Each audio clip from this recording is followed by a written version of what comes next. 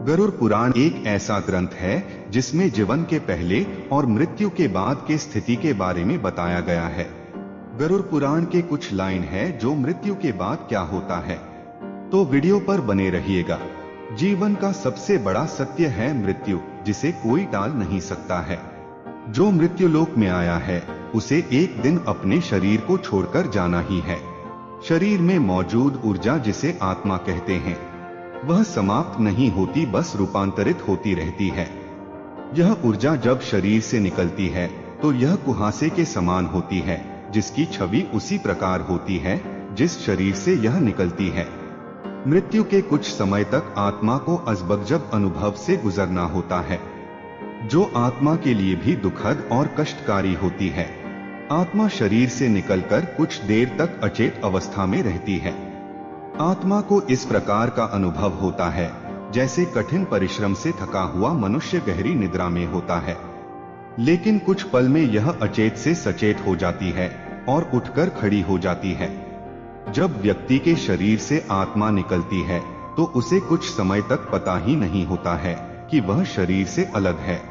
वह उसी प्रकार व्यवहार करती है जैसे शरीर में रहते हुए उसका व्यवहार था। शरीर से निकलकर खड़ी आत्मा अपने सगे संबंधियों को पुकारती है, लेकिन उसकी आवाज कोई सुन नहीं पाता है।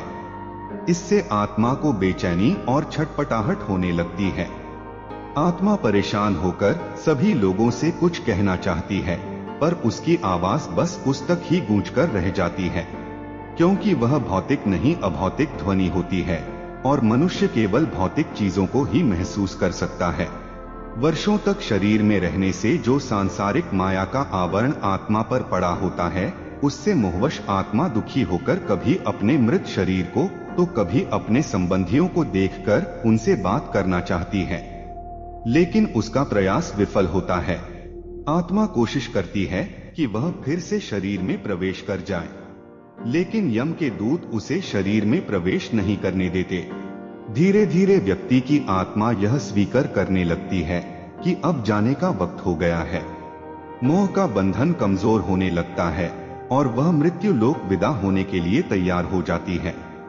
शरीर के मृत हो जाने पर आत्मा अपने परिजनों को रोते बिलखते देखकर दुखी होती है और खुद भी दुख से व्याकुल होकर रोती है, लेकिन उसके वश में कुछ नहीं होता।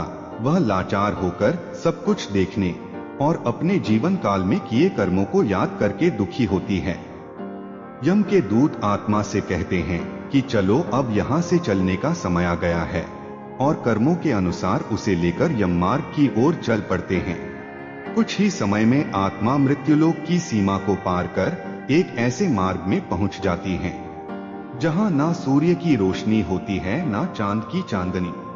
उस लोक में हर जगह अंधेरा होता है। यहाँ आत्मा अपने कर्मों और इच्छाओं के अनुसार कुछ समय तक विश्राम करती है। कुछ आत्माएं जल्दी शरीर धारण कर लेती हैं, तो कुछ लंबे समय तक विश्राम के बाद अपनी इच्छा के अनुसार नया शरीर धारण करती है।